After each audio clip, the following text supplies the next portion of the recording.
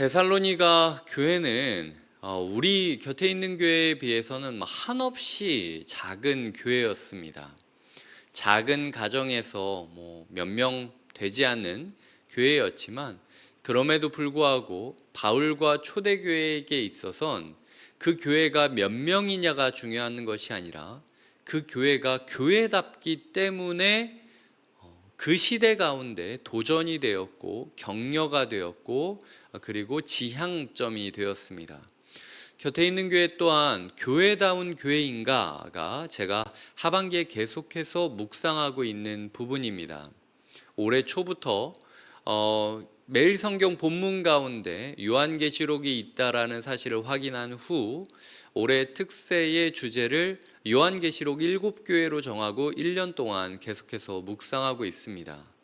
그러는 동안 제 마음 가운데는 과연 곁에 있는 교회는 교회다운 교회로 세워지고 있는가? 혹시 우리가 무언가 놓치고 달려가고 있는 것은 아닌가?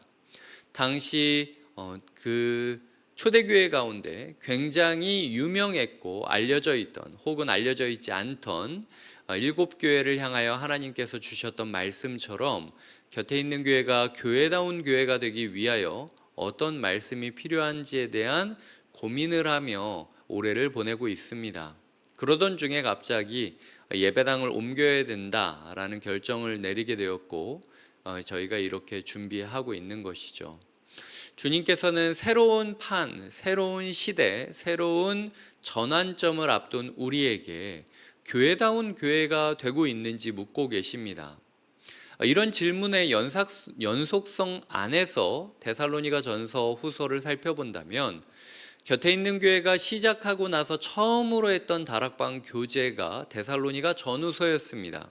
옥하는 목사님께서 쓰셨던 데살로니가 전후서를 함께 나눠서 공부하며 이 바울이 가장 먼저 썼다고 알려져 있는 갈라디아서와 함께 가장 먼저 썼다고 알려져 있는 이 데살로니가 교회, 이 젊은 목회자가 교회다운 교회를 이루기 위하여 데살로니가 교회라는 성도를 향하여 외쳤던 이 외침이 어쩌면 젊고 서투른 저라는 사람을 통하여 하나님께서 곁에 있는 교회에게 주고 싶어하는 메시지일 수도 있겠다라는 생각이 들었기 때문이죠.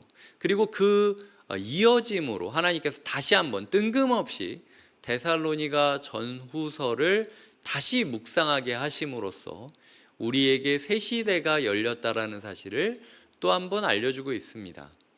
오늘 우리가 묵상하는 데살로니가 전서 5장 12절부터 28절은 마무리 인사를 외치며 이제 마음을 정리하고 있는 모습입니다.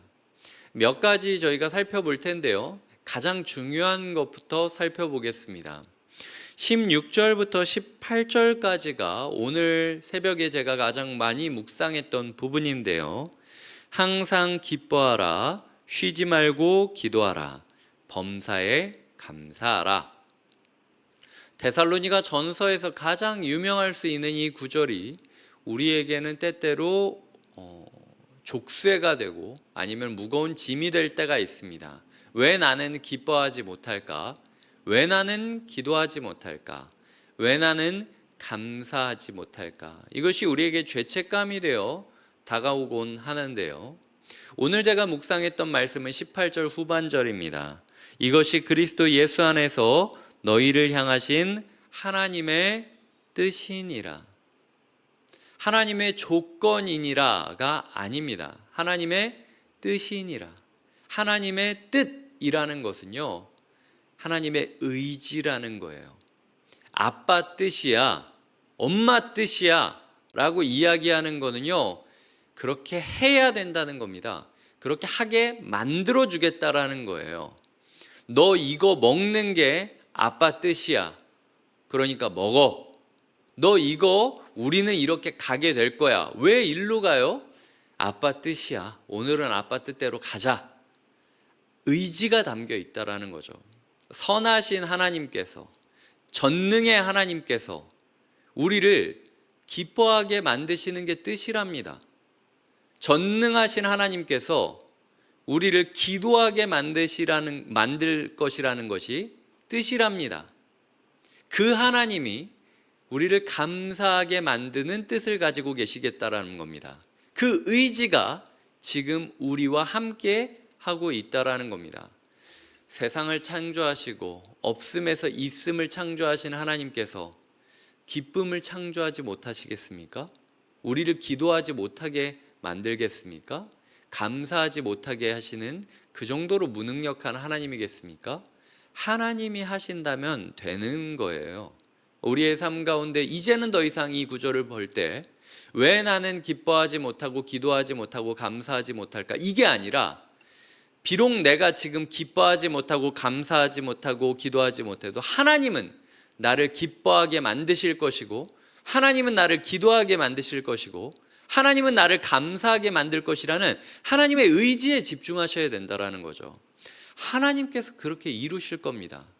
24절을 봅니다. 너희를 부르시는 이는 미쁘시니 그가 또한 이루시리라. 그가 누구입니까? 23절을 보면 평강의 하나님이, 우리에게 평화를 가져오실 하나님께서 우리를 무엇으로 부르셨습니까? 기쁨으로 부르십니다. 기도의 자리로 부르십니다. 감사의 자리로 부르십니다. 그가 부르셨으니 그가 이루실 것입니다. 어느 테두리 안에서 그게 이루어지는 겁니까? 이게 교회라는 테두리 안에서 이루어진다라는 거예요. 우리가 교회 생활을 해야 되는 이유는 그 안에 기쁨이 시작될 수 있기 때문입니다. 그 속에서 기도를 배워갈 수 있기 때문입니다. 그 가운데 감사를 우리가 훈련받을 수 있기 때문이라는 거죠. 이 전후로 교회 생활에 대해서 특히 권위에 순종하고 서로 사랑해야 될 명령이 위치되어 있으면서 이 가운데에 기쁨과 기도와 감사의 명령과 약속이 담겨 있다라는 사실이 우리에게 묵상되어야 된다라는 것이죠. 그래서 오늘은 우리가 하나님의 의지에 대해서 묵상하는 것이 필요합니다. 나아가 그 의지가 누구로부터 극대화되었느냐? 그리스도 예수 안에서.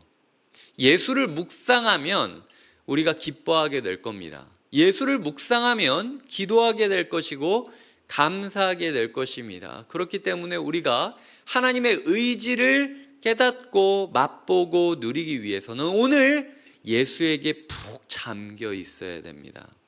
물속에 있지 않으면 수영하는 법을 배울 수 없듯이 예수 안에 있지 않으면 기뻐하고 기도하고 감사하는 법을 배울 수 없다라는 것이 오늘 말씀의 핵심이라는 것이죠. 그래서 우리가 오늘 다 잊어버리더라도 두 가지만을 기억한다면, 첫 번째로 이 구절은 하나님이 나에게 주신 뜻이다. 하나님이 부르셨으니 하나님이 이루시리라 라는 것과, 두 번째는 어떻게 이루신다는 거죠? 예수 안에 있게 하심으로, 예수를 묵상하게 하심으로써, 예수를 닮아가게 하심으로써 이 모든 것을 이루시겠다라는 것을 기억하며, 오늘도 이 교회라는 공동체 안에서 우리가 예수를 묵상하고 예수 안에 거하는 법을 배워가는 것이 필요하다라는 것이죠.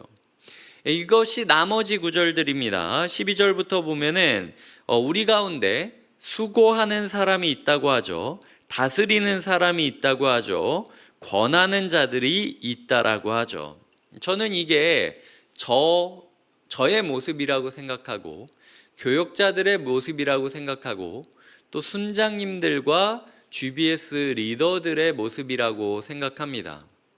맡겨진 자로서 우리는 수고해야 되는 것이 마땅합니다. 내 힘으로 다스리는 것이 아니라 주 안에서 다스리는 것이 필요합니다. 그리고 권면할 줄 알아야 합니다.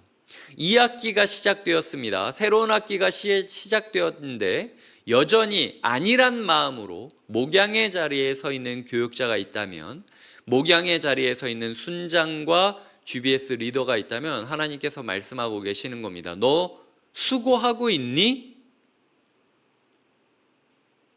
매번 전속력으로 전력을 다하여 달려가는 게 아니라, 내가 순장 10년 차니까, 내가 리더 5년 차니까 해왔던 대로 그냥 반복하고 있는 것 아니니? 난 너한테 최선을 요구하고 있어. 이것이 하나님의 모습이라는 거죠. 정말 이게 네 최선이니? 작년의 최선 말고 지금 이 순간의 최선으로 달려가고 있냐는 거야. 두 번째로, 너 다스리고 있니? 좋은 순장이 되기 위하여, 좋은 교육자가 되기 위하여 친절한 것만 보여주고 있지, 예수 그리스도 안에서 사랑하는 성도들이, 사랑하는 다락방 순원들이, 내 GBS 조원들이 어떻게 해야 주 안에 있는지를 다스리지 않고, 가르치지 않고, 권면하지 않고, 그냥 좋은 오빠, 좋은 누나, 좋은 순장님, 좋은 목사로 남으려고 오히려 뒤로 물러서고 있는 건 아니니. 가르쳐야 되는 건 때려서라도 가르쳐야 되는 거고, 다스린다고 느껴질 정도로 어떻게 보면은 이 권위를 행사하는 것이 목양의 필요라는 거죠. 아니라는 건 아니라고 이야기할 줄 알아야 되고, 해야 되는 건 해야 된다고 이야기할 줄 아는 게 영적인 목양자의 세워짐의 이유라는 것이죠. 이렇게 목양자들에 대한 이 부담이 가중되는 동시에 또 축복이 이어집니다. 그들은 13절을 보면 가장 귀히 여김 받을 것입니다. 그리고 그 사역의 열매로 인하여 성도들이 서로 화목하게 되는 것을 보게 될 것입니다. 25절에 보면은 기도를 요청하는 것이 당연하고 기도 받게 될 것입니다. 그리고 이렇게 서로 기도하고 기도해 주고 목양을 따름으로써 다시 한번 모든 형제에게 무난할 뿐만 아니라 개인적인 친교 관계를 넘어서 서로가 말씀을 읽어주고 말씀을 가르쳐주는 영적인 공동체로 교회가 세워져 가는 것들을 보게 될 것입니다. 이것이 목양자의 부담과 동시에 목양자가 꿈꾸고 누리게 될 축복이라는 것이죠. 이 목양 속에서 우리는 기뻐하고 기도하고 감사를 배워가게 되는 것입니다. 말씀을 맺겠습니다. 성도 여러분, 목양의 그늘 아래 우리 함께 걸어갑시다. 서로 내 뜻대로, 내 마음대로, 내 생각대로 살아가는 것을 멈추고 말씀 앞에서, 교회 안에서 예수 그리스도를 묵상하는 예수 그리스도의 그 임재 속에서 우리가 함께 예배하고 함께 소그룹을 이뤄감으로써 기뻐하고 기도하고 감사하는 법을 배워가야 됩니다. 이럴 때에 부담도 상당하겠지만 축복도 셀 수 없을 정도로 클 것이라는 사실을 기억하며 우리가 교회다운 교회를 꿈꾸시기를 주님의 이름으로 축복드립니다. 기도하시겠습니다. 하나님 아버지, 이전까지는 신앙생활이 부담과 죄책감의 빌미가 될 때가 많았음을 고백합니다. 하지만 기뻐하고 기도하고 감사하는 것이 내 뜻이 아니라, 하나님을 향한 조건이 아니라 하나님의 뜻임을 기억하고 하나님의 의지임을 기억하고 예수 그리스도로 이루어질 약속의 모습임을 기억하며 우리를 부르신 이는 주님이시니 하나님께서 우리를 그렇게 이루실 것을 고백하며 살아가게 하여 주시옵소서. 함께 목양하고 목양받으며 우리가 교회 속에서 이런 관계를 이루어가게 하여 주시옵소서. 오늘도 예배를 준비하며 하나님의 앞에 나온, 기도하러 온 모든 기도자에게 기쁨과 기도와 감사의 축복이 함께하기를 바라며 예수님의 이름으로 기도드립니다. 아멘.